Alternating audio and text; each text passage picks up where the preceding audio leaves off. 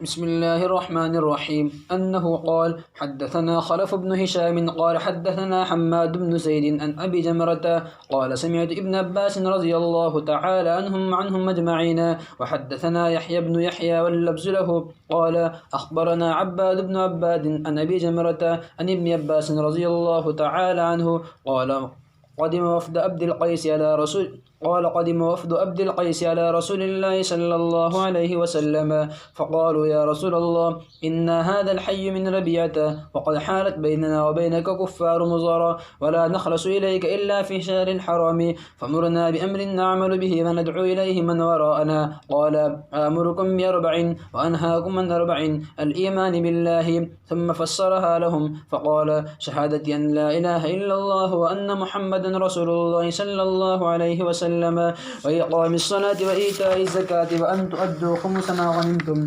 وأنهاكم عن الدباء والحنتم والنقير والمقير وزاد خلف في روايته شهادة أن لا إله إلا الله وقد واحدة.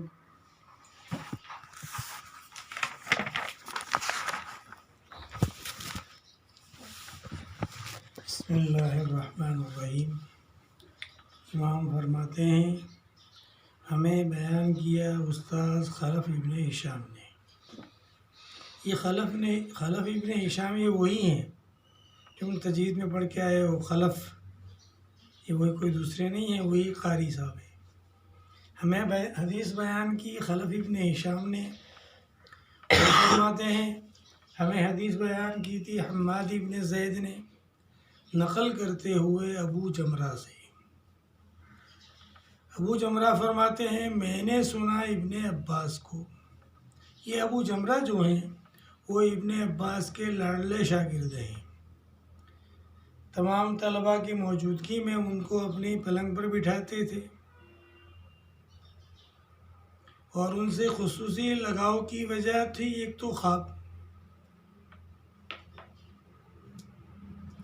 کہ انہوں نے استاد سے ایک مرتبہ پوچھا کہ میں نے اس سال تو حج اور عمرہ دونوں کا احرام ساتھ میں باندھا ہے, تو لوگ کہتے ہیں کہ تمہارا صحیح نہیں ہوگا. حضرت عمر اور حضرت عثمان کہا کرتے دونوں الگ الگ کرو, ایک ساتھ ایک ہی سفر میں حج اور عمرہ مت کرو. نہ کہا بالکل قبول ہو جائے گا تمہارا, حج اور عمرہ ساتھ میں کیا تو بھی صحیح ہے. پھر خواب میں رسول اللہ صلی اللہ علیہ وسلم کی ابن عباس کو زیارت ہوئی تو پوچھا یا رسول اللہ میں نے تو حج اور عمرہ کا احرام ایک ساتھ باندھا تھا, تو آپ نے فرمایا حج مبرور متقبل و عمرۃ متقبلہ, دونوں قبول ہیں. تو انہوں نے جا کر حضرت ابن عباس کو خواب سنایا تو ابن عباس ان سے بڑے راضی ہوئے کہ رسول اللہ بھی ان کے خواب میں آتے ہیں. تب سے ان کو خصوصی لگاؤ ہو گیا تھا ابن عباس سے, اور وہ مترجم تھے کیونکہ عراق میں رہتے تھے حضرت ابن عباس. وہاں فارسی والے لوگ بھی ہوتے تھے, تو وہ سوال پوچھنے آتے تو ان کے سمجھ میں نہیں آتا ابن عباس کے, اور ابن عباس کوئی بات بتاتے تو ان فارسی لوگوں کے سمجھ میں نہ آتی, تو یہ مترجم بن گئے تھے دو بھاشی, کہ ان کی بات سن کر کے ان کو ترجمہ کرتے فارسی میں اور ان کی فارسی بات سن کر کے عربی میں ترجمہ کرتے. تو خصوصی لگاؤ ان کو ہو گیا تھا ابو جمرہ. تو امام فرماتے ہیں ہمیں حدیث بیان کی تھی خلف ابن ہشام نے. وہ فرماتے ہیں ہمیں حدیث بیان کی تھی حماد ابن زید نے نقل کرتے ہوئے ابو جمرہ سے. وہ فرماتے ہیں میں نے سنا ابن عباس رضی اللہ تعالیٰ عنہما کو. دوسری سند. اور ہمیں حدیث بیان کی یحییٰ ابن یحییٰ نے, اور لفظ انہی کے ہیں. وہ فرماتے ہیں ہمیں خبر دی تھی عباد ابن عباد نے نقل کرتے ہوئے ابو جمرہ سے, جو نقل کرتے ہیں ابن عباس سے. اب دیکھو پہلے والے سند میں حدثنا ہے ان ابی جمرہ ہے, اور یہاں حدثنا یحییٰ بن یحییٰ واللفظ لہ، اخبرنا ہے، اسی لیے ان کو سند ڈبل لانی پڑ رہی ہے، ورنہ چلا لیتے. ان ابی جمرہ ان ابن عباس، اور وہاں ہے سمیت ابن عباس، اس لیے مجبوراً پوری سند کو یہ ادا کرنا پڑا. قال قدیم وفد عبد القیس علی رسول اللہ صلی اللہ علیہ وسلم، قبیلہ عبد القیس کی جماعت رسول اللہ صلی اللہ علیہ وسلم کے پاس آئی. وفد جماعت، چند آدمی مل کر جائے تو اس کو کہتے ہیں وفد. قبیلہ عبد القیس کی جماعت رسول اللہ صلی اللہ علیہ وسلم کے پاس آئی تو کہنے لگی، یا رسول اللہ انا ھذا الحی من ربیہ، ہم یہ قبیلہ ربیہ والے ہیں. انا ھذا الحی من ربیہ، ہم یہ قبیلہ ربیہ والے لوگ ہیں. ہمارے اور آپ کے بیچ قریش کے کفار آڑے آتے ہیں، ہم آپ کے پاس آنا چاہیں. مضر ابن نزار کی اولاد ہے، قریش کہی جاتی ہے، اس لیے کہ کفار و مضر. ہمارے اور آپ کے بیچ کفار مضر حائل ہیں، ہم آپ کے پاس نہیں آ سکتے. لا نخلص الیک، ہم آپ کے پاس اطمینان سے نہیں آ سکتے مگر اشہر حرام میں، حرمت والے مہینوں میں. فَمُرْنَا بِأَمْرٍ فَصْلٍ، ہمیں بِأَمْرٍ نَعْمَلُ بِهِ، ہمیں کچھ باتیں بتا دیجئے کہ جس پر ہم عمل کرتے رہیں اور ہم اس کی طرف ان لوگوں کو دعوت بھی دیں جو ہمارے پیچھے ہیں. قال آمرکم باربع، تو آپ نے فرمایا میں تم کو 4 باتوں کا حکم کرتا ہوں اور 4 باتوں سے روکتا ہوں. حکم کرتا ہوں اللہ پر ایمان لانا، اور تفسیر اس کی ایمان کی، شہادت ان لا الہ الا اللہ وان محمدً رسول اللہ، اور نماز قائم کرنا اور زکوٰۃ دینا، اور جو مال تم جنگوں میں حاصل کرو اس کا خمس ادا کرو. تو فرمایا کہ میں تم کو 4 باتوں کا حکم کرتا ہوں. ایک تو کلمہ شہادت کا، نماز قائم کرنے کا 2، زکوٰۃ دینے کا 3، اور مال غنیمت میں سے خمس ادا کرو. وَأَنْهَاكُمْ عَنِ الدُّبَّ، اور میں تم کو روکتا ہوں کدو کے تنبوں سے.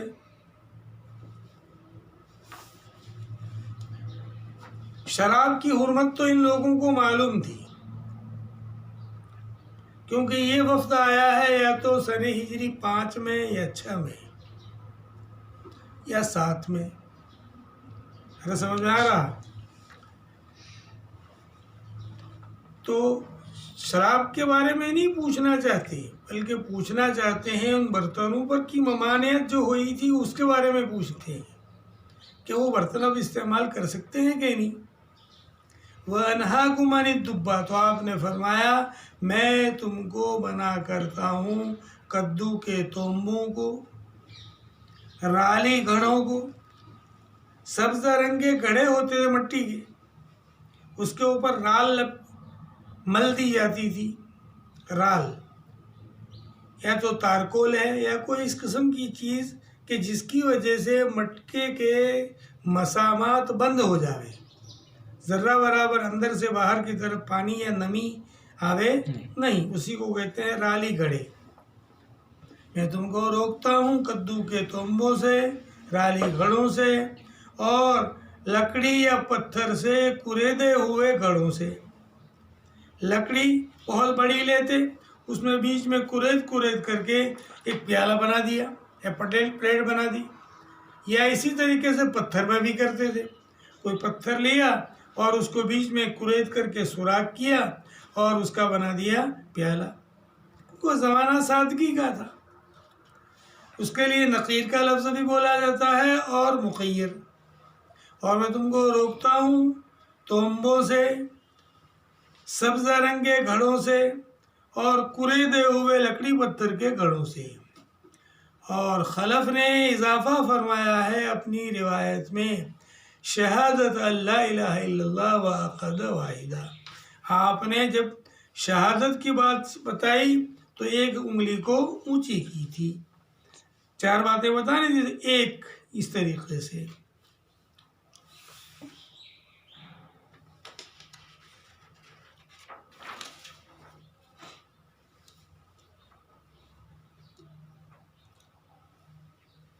دیکھو احادیث میں بعض مرتبہ رسول اللہ صلی اللہ تعالی علیہ وسلم نے سوال ایک ہو اور جواب الگ الگ دیے کہ جنت میں کیسے جاوے، کہ بھی زبان کی اور شرمگاہ کی حفاظت کرو جنت میں چلے جاؤ گے. اور کسی کے متعلق کچھ اور باتیں کہی، کسی کے متعلق کچھ اور باتیں کہی. سوال ایک ہے اور جواب مختلف آتی ہیں. تو شراح نے مختلف جوابات دیے ہیں، لیکن ایک انٹرنیشنل جواب ہے جو قاری محمد طیب دیوبندی رحمۃ اللہ علیہ نے بیان کیا تھا کہ دیکھو آپ فقط معلم نہیں تھے، مربی بھی تھے. آپ فقط تعلیم دینے کے لیے تشریف نہیں لائے تھے بلکہ تربیت کے لیے آئے تھے. معلم ہوتا ہے تو وہ تو ساری باتوں کو گیر گار کر کے اکٹھا کر کے بتائے گا کہ تم کو یہ کرنا پڑے گا، یہ کرنا پڑے گا، یہ کرنا پڑے گا. کوئی بات چھوٹے گی نہیں، کیوں؟ تعلیم دینی ہے. حدیث جبریل میں تعلیم ہے تو اس میں تو ساری باتیں بیان کی جا رہی ہیں. اور ایک ہوتا ہے مربی کہ اس میں کمی کون سی رہ گئی، نماز تو بہت پڑھتا ہے، تقویٰ تو ہے، گردن جھکا ہی رہتا ہے، سب کچھ ہے، لیکن اس کی زبان ٹھیک نہیں ہے، ہمیشہ بک بک کرتا رہتا ہے. تو آپ اس سے کیا کہیں گے کہ بھئی تم پکے مسلمان تو تب بن سکتے ہو کہ جب زبان پر کنٹرول کر لو. سمجھ میں آ رہا؟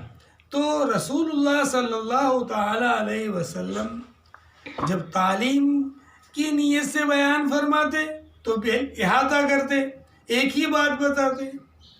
اور جب دعوت کی نیت سے کسی کو، تبلیغ کی نیت سے، تو اہم باتیں ہیں ان کا تذکرہ کرتے. یا کسی کی تربیت کرنی ہے تو اس میں جو کمی ہے ان پر زیادہ زور دیتے، اس میں جو کمی ہے اس پر زیادہ زور دیتے، کیونکہ آپ فقط معلم ہی نہیں تھے بلکہ تربیت کرنے والے مربی بھی تھے. اس واسطے جوابات میں فرق ہوتا ہے اگرچہ سوال یکساں ہوتا ہے. سمجھ میں آ رہا؟ تو جہاں پر ضرورت ہو اس کا تذکرہ آپ اس پر زور دے کر کریں گے، اس کی زیادہ اہمیت بتاویں گے. اور جو چیزیں اس کو پہلے سے حاصل ہیں تو اس کی طرف زیادہ توجہ نہیں دیں گے. چلیں. وبه قال حدثنا أبو بكر تم پڑھے. وبه قال حدثنا أبو بكر بن أبي شيبة ومحمد بن مثنى ومحمد بن بشار وألفاظهم متقاربة. قال أبو بكر حدثنا غندر عن شعبة وقال الآخران حدثنا محمد بن جعفر قال حدثنا شعبة عن أبي جمرة قال كنت أترجم بين يدي ابن عباس وبين الناس فأتته امرأة تسأله عن نبيذ الجر فقال إن وفد عبد القيس أتوا رسول الله صلى الله عليه وسلم فقال رسول الله صلى الله عليه وسلم من الوفد أو من القوم؟ قالوا ربيعة. قال مرحبا بالقوم أو بالوفد غير خزايا ولا الندامة. قال فقالوا يا رسول الله إنا نأتيك من شقة بعيدة وإن بيننا وبينك هذا الحي من كفار مضر وإنا لا نستطيع أن نأتيك إلا في شهر الحرام فمرنا بأمر فصل نخبر به من وراءنا وندخل به الجنة. قال فأمرهم بأربع ونهاهم عن أربع. قال أمرهم بالإيمان بالله وحده. وقال هل تدرون ما الإيمان بالله وحده؟ قالوا الله ورسوله أعلم. قال شهادة أن لا إله إلا الله وأن محمدا رسول الله صلى الله عليه وسلم، وإقام الصلاة وإيتاء الزكاة وصوم رمضان، وأن تؤدوا خمسا من المغنم. ونهاهم عن الدباء والحنتم والمزفة. قال شعبة وربما قال النقير. قال شعبة وربما قال المقير. وقال احفظوه وأخبروا به من ورائكم. وقال أبو بكر في روايته من وراءكم، وليس في روايته المقير. امام فرماتے ہیں ہمیں حدیث بیان کی ابو بکر ابن ابی شیبہ نے اور محمد ابن مثنى نے اور تیسرے استاد محمد ابن بشار نے، اور ان کے الفاظ قریب قریب ہیں۔ ابو بکر فرماتے ہیں حدثنا غندور، ابو بکر ابن شیبہ پہلے والے استاد ہیں، وہ تو کیا کہتے ہیں؟ حدثنا غندور۔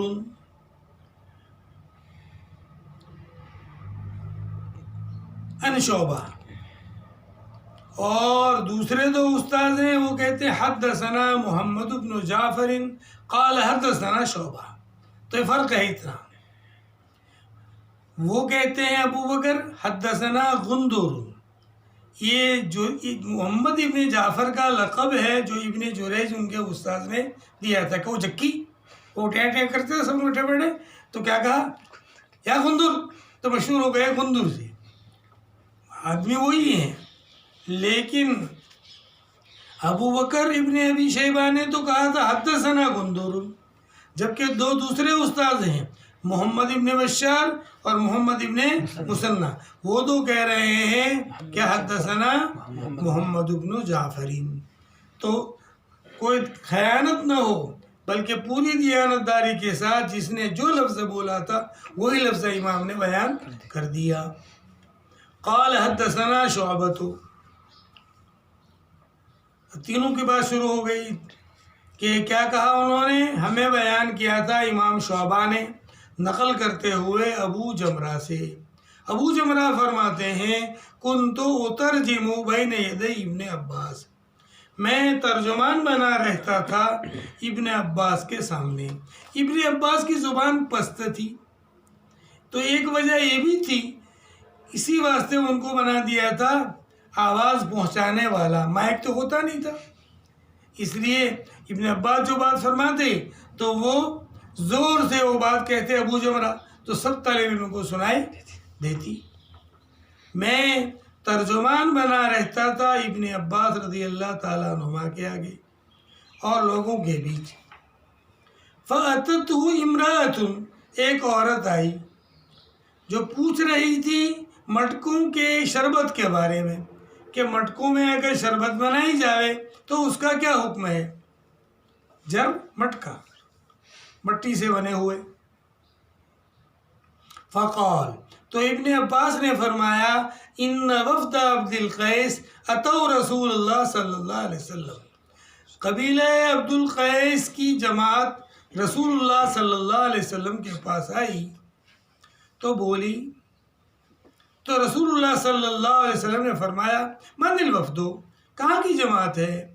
اور فرمایا تھا من القوم، کون لوگ ہیں؟ یہ لفظ یا تو من الوفد تھا یا من القوم، یعنی کہاں سے لوگ آئے ہیں؟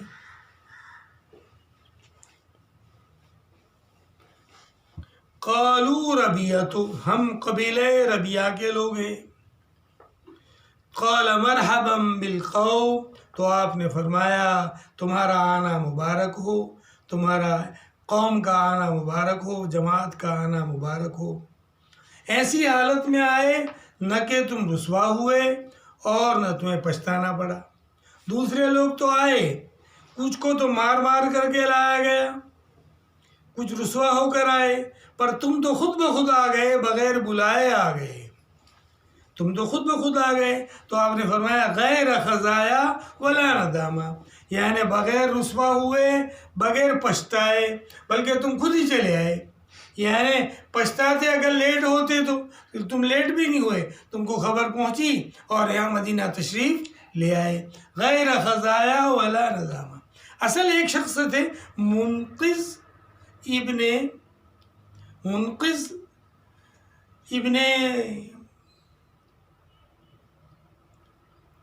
تاجر تھے، مطلب یمن کے تھے، قبیلہ ربیہ کے قوم میں سے تھے۔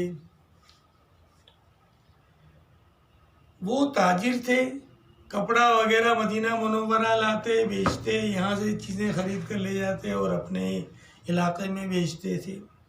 ایک مرتبہ وہ دکان پر بیٹھے، دکان کیا، سڑک کے کنارے پر بیٹھے اپنی چیزیں بیچ رہے تھے، تو آپ جب وہاں سے گزرے تو وہ کھڑے ہو گئے، السلام علیکم کہہ کر کے کھڑے ہو گئے۔ آپ نے وعلیکم السلام کہا اور کہا تمہارے خسر کا کیا حال ہے؟ وہاں کے آدمیوں کے بارے میں پوچھنے لگے، نام لے لے کر کے، کہ منذر ابن عائس اشج القوم الاسری کیا حال ہے، وہ کیا کرتے ہیں، فلاں آدمی کیا کرتا ہے، وہ مامجی جیوا کیا کرتا ہے، پھراؤ کا کیا کرتا ہے، سب کا پوچھنے لگ گئے۔ سمجھ آ رہا؟ تو ان کو تعجب بھی ہوا کہ یہ آپ صلی اللہ علیہ وسلم کبھی ہمارے علاقے میں تو آئے نہیں، اور ہر ایک کو کیسا جانتے ہیں، ہر ایک کے بارے میں پوچھتے جا رہے ہیں، فلاں سرپنچ کا کیا حال ہے، پرمکھ کا کیا حال ہے۔ تو ان کو احساس ہوا کہ واقعی اللہ کے نبی ہیں، تو اسلام قبول کر لیا، کچھ صورتیں بھی سیکھ لی، اور پھر جب جانے لگے تو آپ صلی اللہ علیہ وسلم نے ان کو ایک خط دیا کہ یہ خط لے جاؤ۔ نماز بھی پڑھنے لگ گئے تھے، صورتیں بھی کچھ یاد کر لی تھی، یہ تمہارے خسر منذر ابن عائس کو دینا، ان کا نام تو منقذ ہے، منقذ ابن حیان شاید نام ہے، خسر کو دینا۔ اب واپس گئے تو وہ چھپ کر نمازیں پڑھتے، ان کی بیوی روزانہ دیکھے کہ مخصوص ٹائم میں ہاتھ منہ دھوتے ہیں اور پھر کبھی اٹھتے ہیں، کبھی بیٹھتے ہیں، کبھی جھکتے ہیں۔ اس نے جا کر کے اپنے ابا کو بات سنا دی کہ تمہارے داماد جو ہیں نا وہ تو ایسا کرتے ہیں۔ تو ان کے پاس گئے کہ کیا بات ہے، تو انہوں نے ساری بات سنائی کہ وہاں نبی کا ظہور ہوا ہے، ان کو میں نے سچا پایا، اس لیے میں نے اسلام قبول کر لیا، کیونکہ اچھی باتوں کا حکم کرتے ہیں، بری باتوں سے روکتے ہیں، بڑے بلند اخلاق والے آدمی ہیں، ان پر روزانہ قرآن کا نزول ہوتا رہتا ہے، تو ان کے خسر بھی ایمان لے آئے، ان کی تبلیغ پر ان کے خسر بھی ایمان لے آئے۔ تو انہوں نے وہ خط دیا کہ رسول اللہ صلی اللہ علیہ وسلم نے آپ کے بارے میں سب خیریت وغیرہ پوچھی تھی اور کہا تھا جب تمہارے خسر سے ملاقات ہو تو یہ ہمارا خط ان کو دینا۔ انہوں نے خط پڑھا تو پھر اپنی قوم کی ایک جماعت کو لے کر کے آپ صلی اللہ علیہ وسلم کی خدمت میں حاضر ہوئے۔ جب آپ کو دیکھا تو سارے ساتھی تو فوراً سواریوں سے کود کر کے بھاگے اور آپ کی ملاقات میں لگ گئے، اور یہ فوراً نہیں گئے، سواری کو بٹھایا، اطمینان سے سامان ٹھکانے رکھا، ساتھیوں کی سواریوں کو بھی باندھا، سامان ان کا بھی ٹھکانے رکھا، اور پھر نئے کپڑے بدلے، وہ پہن کر کے رسول اللہ صلی اللہ علیہ وسلم کے پاس گئے۔ اسی لیے آپ ان کی تعریف جملہ بولیں گے جو آگے آ رہا ہے، من الوفد او من القوم قالوا ربیۃ، کہنے لگے ہم قبیلہ ربیہ کے لوگ ہیں، قال مرحبا بالقوم او بالوفد غیر خزایا ولا ندامہ، قال فقالوا یا رسول اللہ، کہنے لگے اے اللہ کے پیغمبر صلی اللہ علیہ وسلم، ہم آپ کے پاس آئے ہیں دور کی مسافت، من شقۃ بعیدہ، دور کی مسافت سے، وَإِنَّ بَيْنَنَا وَبَيْنَكَ هَذَا الْحَيَّ، وَإِنَّ بَيْنَنَا وَبَيْنَكَ هَذَا الْحَيَّ، ہمارے اور آپ کے بیچ یہ قریش کے کفار کا قبیلہ ہے، وَإِنَّا لَا نَسْتَطِيعُ أَن نَّأْتِيَكَ، ہم آپ کے پاس آ نہیں سکتے مگر حرمت والے مہینے میں، اشہر حرم میں۔ رجب کے مہینے کی یہ ربیہ والے زیادہ اہمیت سمجھتے تھے، اس لیے حرم نہیں کہا، فی اللہ فی الشہر الحرام، واحد کا صیغہ استعمال کیا، یعنی رجب کے مہینے میں ثلاثۃ سرد واحد فرد، 3 مہینے تو ساتھ میں ہیں اور ایک مہینہ الگ ہے، کون؟ ذی القعدہ، ذی الحجہ اور محرم، اور ایک ہے رجب۔ تو انہوں نے لفظ اللہ فی شہر الحرام، تو ان کی مراد فقط کیا ہے؟ رجب۔ فَمُرْنَا بِأَمْرٍ فَصْلٍ، ہمیں حکم دیجئے کچھ فیصلے والی باتوں کا، یعنی کچھ امتیازی باتوں کا، جس کی ہم خبر دیں ان لوگوں کو جو ہمارے پیچھے ہیں، اور ہم اس کے ذریعے جنت میں جا سکیں۔ تو آپ نے ان کو حکم دیا 4 باتوں کا اور ان کو روکا 4 باتوں سے۔ تو آپ نے فرمایا امرہم بالایمان باللہ، ان کو حکم دیا اللہ پر ایمان لانے کا، اور پھر فرمایا تم جانو بھی ہو کہ ایمان کیا ہے، اللہ وحدہ پر ایمان کیا ہے؟ قالوا اللہ ورسولہ اعلم، قال شہادت ان لا الہ الا اللہ، شہادت دینا اس بات کی کہ اللہ کے سوا کوئی معبود نہیں اور محمد اللہ کے رسول ہیں، اور نماز قائم کرنا، زکوٰۃ دینا، رمضان کے روزے رکھنا، 4 باتیں ہو گئی، لیکن یہاں اجمال اور تفصیل میں فرق آ رہا ہے، اجمال میں 4 کہی تھی اور تفصیل میں 5 ہو رہی ہے، اور تم ادا کرو گے 5واں حصہ جنگوں میں حاصل کیے ہوئے مال میں سے۔ تو یہاں اشکال ہوتا ہے، بعضوں نے جواب دیا ہے کہ اجمال میں 4 بتائی اور تفصیل میں 5 باتیں بتائی ہیں، تو یہ کوئی اشکال کی بات نہیں ہے، کیونکہ ان کی قریش سے جنگیں رہتی تھی، تو آپ نے ایک ضمنی بات بتا دی کہ تم اگر ان سے لڑائی کا موقع آئے تو جو مال تم کو ملے اس میں سے 5واں حصہ تم بیت المال میں جمع کرانا۔ اور بعضوں نے کہا یہ طرز ہی بدلا ہوا ہے، تو اس کا عطف ان پر نہیں ہے اور وہ یہ ہے نہیں ہے، بلکہ میں تم کو حکم دیتا ہوں اللہ پر ایمان لانے کا اور غنیمت میں سے خمس دینے کا۔ اور وہ ایمان کیا ہے، وہ 4 باتیں پھر بتائی ہیں، اگر سمجھ میں آ رہا، لیکن فصل ہو گیا ہے اس لیے کوئی سمجھتا ہے کہ وہ 5 باتیں ہو گئی، حقیقت میں کوئی 5 باتیں نہیں ہیں۔ وَنَهَاهُمْ عَنِ الدُّبَّ، اور ان کو روکا کدو کے تنبوں سے اور سبز رالی گھڑوں سے اور تارکول کے گھڑوں سے۔ قال شعبہ وَرُبَّمَا قال، کبھی کہتے نقیر اور کبھی کہتے مقیر۔ قال شعبہ وَرُبَّمَا قال المقیر، لفظ معنی ایک ہی ہے۔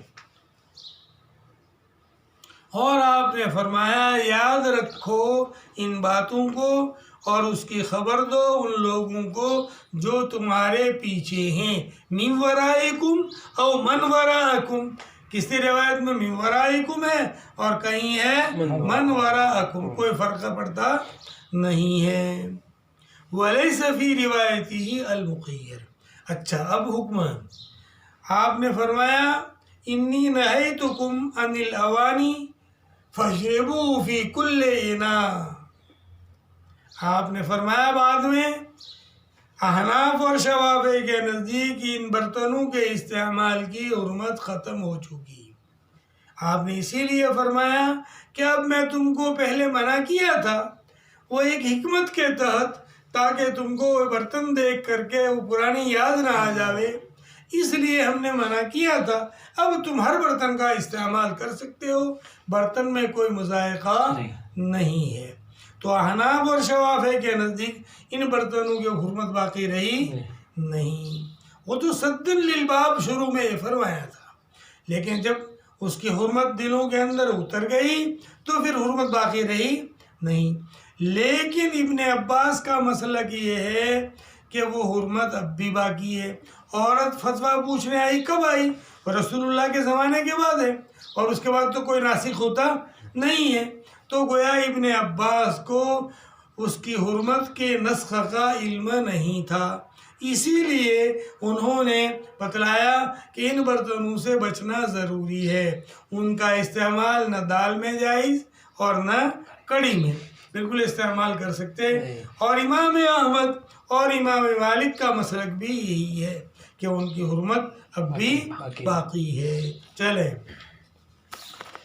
وبه قال حدثني عبيد الله بن معاذ قال حدثنا أبي وحدثنا نصر بن علي الجهزمي قال أخبرني أبي قال جميعا حدثنا قرة بن خالد عن أبي جمرة عن ابن عباس رضي الله تعالى عنهم أجمعين عن النبي صلى الله عليه وسلم بهذا الحديث نحو حديث شعبة وقال أنهاكم عما ينبذ في الدباء والنقير والحنتم والمزفة. وزاد ابن معاذ في حديثه عن أبيه قال وقال رسول الله صلى الله عليه وسلم لشج عبد القيس إن فيك لخصلتين يحبهما الله الحلم والأنات.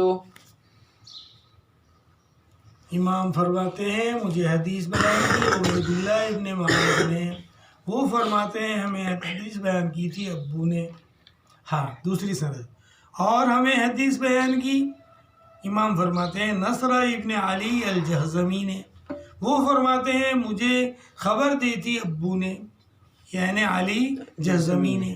قالا، ادھر معاذ اور ادھر کون؟ علی جہزمی، دونوں نے کہا، ہمیں بیان کیا تھا قرہ ابن خالد نے نقل کرتے ہوئے ابو جمرہ سے، وہ نقل کرتے ہیں ابن عباس سے، اور وہ نبی کریم صلی اللہ علیہ وسلم سے یہی حدیث شعبہ کی حدیث کے مثل ہے، اور فرمایا تھا میں تم کو روکتا ہوں ان چیزوں سے جو ڈالی جاتی ہے تومبوں میں، نقیر میں، ہنتم میں، مزفت میں، یعنی اس شربت سے بھی منع کرتا ہوں۔ اللہ سمجھ میں آ رہا؟ ینبت ای یلقی، نبیذ اسی سے بنا ہے۔ زاد ابن معاذ نے فرمایا اپنی حدیث میں ان ابی قال وقال رسول اللہ صلی اللہ علیہ وسلم، یعنی اس میں اضافہ ہے ابن معاذ والی حدیث میں، عبید اللہ ابن معاذ قال ابی، اس حدیث میں کیا ہے؟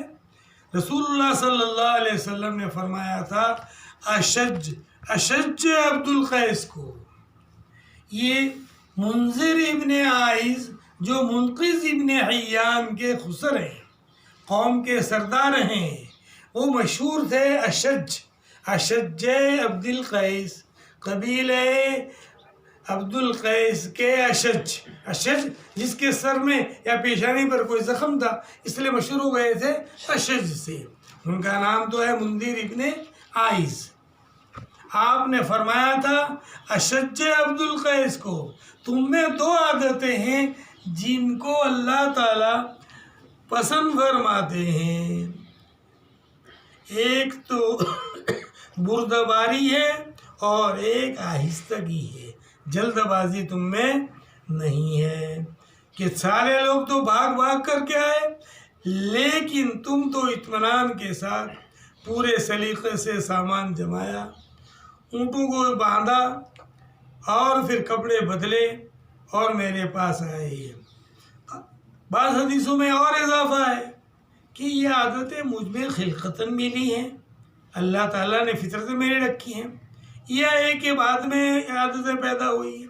آپ نے فرمایا تمہاری یہ عادتیں فطری ہیں، تو انہوں نے کہا اللہ کی تعریف ہے جس نے مجھے ایسی صفات پر پیدا کیا جس کو اللہ اور اللہ کا رسول پسند کرتا ہے۔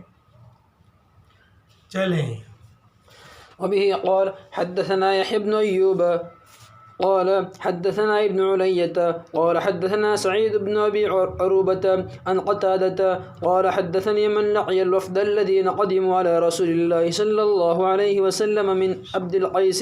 قال سعيد وذكر قتادة أبا نزرة نبي سعيد الخدري رضي الله تعالى عنه في حديثه هذا أن أناس من عبد القيس قدموا على رسول الله صلى الله عليه وسلم فقالوا يا نبي الله إنا حي من ربيعة وبيننا وبينك كفار مضر ولا نقدر عليك إلا في أشهر الحرم فمرنا بأمر نأمر به من ورانا وندخل به الجنة إذا نحن أخذنا به. فقال رسول الله صلى الله عليه وسلم آمركم بأربع وأنهاكم عن أربع اعبدوا الله ولا تشركوا به شيئا وأقيموا الصلاة وآتوا الزكاة وصوموا رمضان وآتوا الخمس من الغنائم وأنهاكم عن أربع عن الدباء والحنتم والمزفة والنعير. قالوا يا نبي الله ما علمك بالنعير؟ قال بلى جزع تنقرونه فتقذفون فيه من القطيعاء. قال سعيد أو قال من التمر ثم تسبون فيه من الماء حتى إذا سكن غليانه شربتموه حتى أن أحدكم أو أن أحدهم لا يجرب ابن أمه بالسيف. قال وفي القوم رجل أصابته جراحة كذلك. قال وكنت أخبأهم حياء من رسول الله صلى الله عليه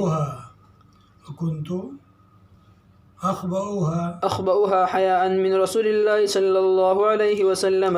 فقلت ففيما نشرب يا رسول الله؟ قال في أسقية الأدم التي يلاث على أفواهها. قالوا يا نبي الله إن أرضنا كثيرة الجرذان ولا تبقى بها أسقية الأدم. فقال نبي الله صلى الله عليه وسلم وإن كرتها الجرذان وإن كرتها الجرذان وإن كرتها الجرذان. قال وقال نبي الله صلى الله عليه وسلم لأشج عبد القيس إن فيك لخصلتين يحبهما الله الحلم والأنات. امام فرماتے ہیں مجھے حدیث بیان کی عبید اللہ ابن معاذ، وہی نیچے والے امام فرماتے ہیں ہمیں حدیث بیان کی تھی یحییٰ ابن ایوب نے، وہ فرماتے ہیں ہمیں حدیث بیان کی تھی ابن علیہ نے، وہ فرماتے ہیں ہمیں حدیث بیان کی تھی سعید ابن ابی عروبہ نے نقل کرتے ہوئے قتادہ سے، وہ فرماتے ہیں مجھے حدیث بیان کی تھی ان لوگوں نے جن کی ملاقات ہوئی تھی اس وفد سے جو آیا تھا رسول اللہ صلی اللہ علیہ وسلم کے پاس قبیلہ عبد القیس میں سے۔ قال سعید وذکر قتادہ ابا نضرہ، قتادہ نے تذکرہ کیا تھا ابو نضرہ کا ان نبی سعید الخدری، یعنی یہ بات متعین ہے کہ کون آدمی تھے وہ؟ حضرت ابو سعید خدری۔ وہاں تو مبہم تھا لیکن یہاں ذکر کیا قتادہ نے ابو نضرہ کا، وہ جو نقل کرتے تھے کن سے؟ حضرت ابو سعید خدری سے۔ تو من لقی الوفد نہیں، مبہم نہیں بلکہ متعین۔ هذا ان اناس من عبد القیس، کہ کچھ لوگ قبیلہ عبد القیس کے رسول اللہ صلی اللہ علیہ وسلم کے پاس آئے، کہنے لگے اللہ کے نبی ہم ربیہ قبیلہ والے ہیں، ہمارے اور آپ کے بیچ قریش کے کفار ہیں، ہم آپ کے پاس آ نہیں سکتے مگر حرمت والے مہینوں میں، لہٰذا ہمیں حکم دیجئے ایسی بات کا کہ اس کا ہم حکم دیں ان لوگوں کو جو ہمارے پیچھے ہیں اور ہم سب جنت میں جاویں جب ہم اس کو مضبوطی سے پکڑ لیں۔ تو آپ نے فرمایا میں تم کو حکم دیتا ہوں 4 باتوں کو اور تم کو روکتا ہوں 4 سے۔ اللہ کی عبادت کرو، اس کے ساتھ کسی چیز کو شریک نہ کرو، نماز قائم کرو اور زکوٰۃ دو، رمضان کے روزے رکھو اور 5واں حصہ دو مال غنیمت میں سے۔ اور میں تم کو منع کرتا ہوں 4 باتوں سے، ایک تو تومبوں سے، سبز گھڑوں سے، لاکھی گھڑوں سے اور پتھر لکڑی سے کریدے گھڑوں سے۔ کہنے لگے اے اللہ کے نبی آپ نقیر کا کیسے علم ہو؟ کیونکہ یہاں تو نہیں بنتے، وہ تو ہمارے ہی فقط بنتے ہیں۔ ما علمک بالنقیر، آپ کو نقیر کا کیا پتہ؟ تو آپ نے فرمایا کیوں نہیں، وہ ایک تنا ہوتا ہے، تنا جس کو تم کریدتے ہو اور اس میں ردی کھجور ڈالتے ہو. وَتَقْذِفُونَ فِيهِ مِنَ الْقُطَيْعَ، یعنی اچھے کھجور کی ضرورت نہیں، وہ بھی میٹھے ہوتے ہیں، بھی میٹھے، تو ردی کھجور اس میں ڈال دیتے ہو اور پانی ڈالتے ہو. قال سعید، قطیہ کہا تھا یا کہا تھا مین التمر؟ یا تو قطیہ کہا تھا یا کہا تھا کھجور ڈالتے، چھوارے ڈالتے ہو، پھر تم اس پر پانی ڈالتے ہو یہاں تک کہ جب اس کا جوش ختم ہو جاتا ہے تو اسے پیتے ہو، یہاں تک کہ تم میں کا ایک یا ان میں کا ایک اپنے چچا کے لڑکے کو تلوار مارتا ہے، یعنی چڑھ جاتی ہے تو ایک دوسرے پر حملے کرتے ہو. آپ نے یہ بات کیوں فرمائی؟ سے اس وقت میں بھی ایک آدمی تھا کہ جس کو ایسا زخم لگا ہوا تھا، اس کے چچا کے لڑکے نے اس کو مارا تھا. ان میں کا ایک اپنے چچا کے لڑکے کو تلوار مارتا ہے. قال، فرماتے ہیں راوی، قوم میں ایک آدمی تھا جس کو ایسا زخم لگ چکا تھا. قال کنت، وہ آدمی کہتے ہیں کہ میں چھپاتا تھا وہ زخم شرم سے رسول اللہ صلی اللہ علیہ وسلم سے. فقلت،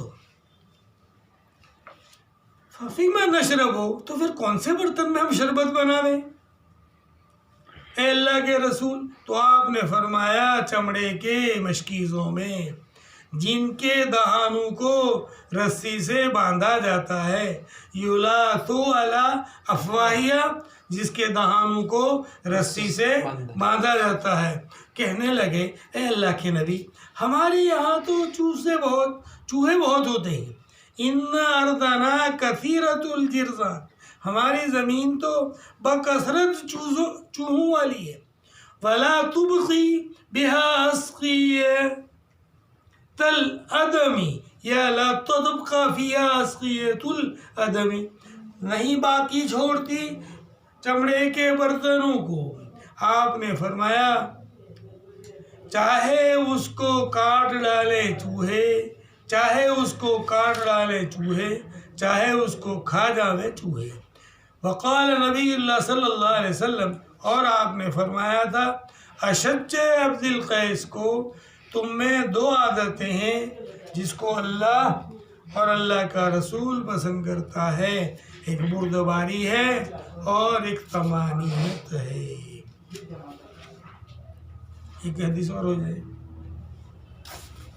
وبه قال حدثنا محمد بن المثنى وابن بشار قال حدثنا ابن أبي عدي عن سعيد عن قتادة قال حدثني غير واحد لقي ذلك الوفد وذكر أبا نضرة عن أبي سعيد الخدري رضي الله تعالى عنه أن وفد عبد القيس لما قدموا على رسول الله صلى الله عليه وسلم بمثل حديث ابن علية غير أن فيه وتضيفون فيه من القطيعاء والتمر والماء، ولم يقل قال سعيد أو قال من التمر. امام فرماتے ہیں ہمیں حدیث بیان کی محمد ابن مثنى اور ابن بشار دونوں نے. فرماتے ہیں کہ ہم کو بیان کیا تھا ابن ابی عدی نے، نقل کرتے ہوئے حضرت سعید سے جو نقل کرتے ہیں قتادہ سے. وہ فرماتے ہیں مجھے بتیرے لوگوں نے بیان کیا جن کی ملاقات وفد سے ہوئی تھی، اور انہوں نے ذکر کیا ابو نضرہ کا بھی. ابو نضرہ نقل کرتے تھے کن سے؟ حضرت ابو سعید خدری سے، کہ وفد عبد القیس جب آیا رسول اللہ صلی اللہ علیہ وسلم کے پاس. پھر حدیث اوپر ابن علیہ والی حدیث کی طرح ہے، مگر ہے کہ اس میں تقذفون کے بجائے کیا ہے؟ تضیفون، اور اس کے معنی بھی وہی ہیں. اور من القطیعاء والتمر، ردی کھجور بھی ڈالتے تھے اور اچھے کھجور بھی ڈالتے تھے، اور پانی.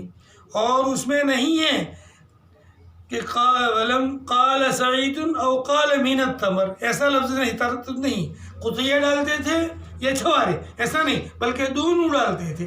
منہ ہے، سمجھ گئے؟